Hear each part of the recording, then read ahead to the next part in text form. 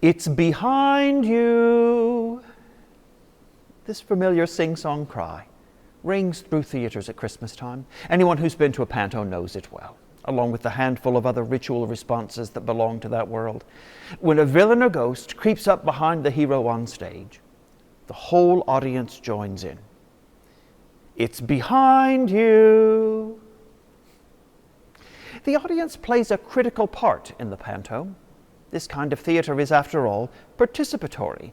The show relies on the audience knowing what the characters don't.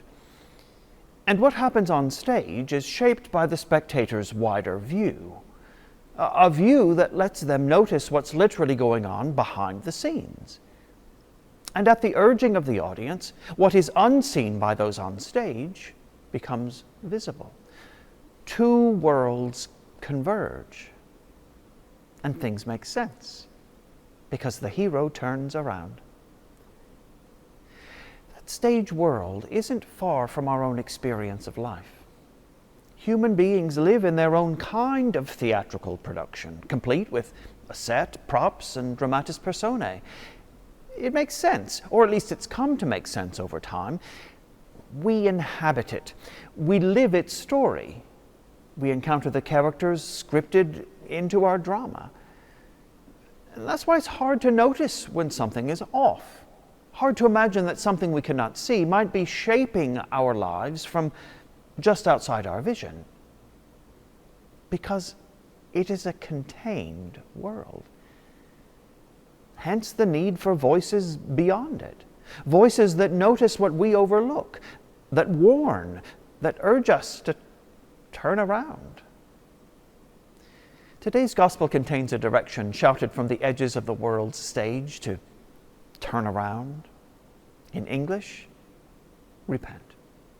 John the Baptist sees the wider scene and knows what approaches.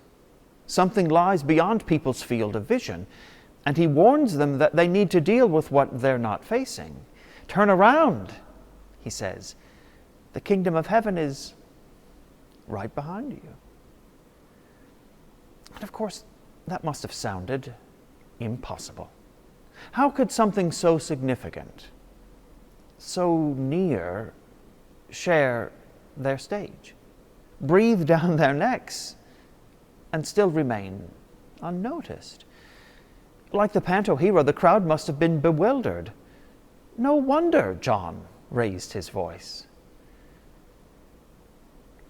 It's striking that after all these years, this Advent pattern survives, and John the Baptist lives on. People pile into theatres each December to play the part, to act as the voice that warns, the voice that sees more, the voice like John's telling the one on stage to look behind them.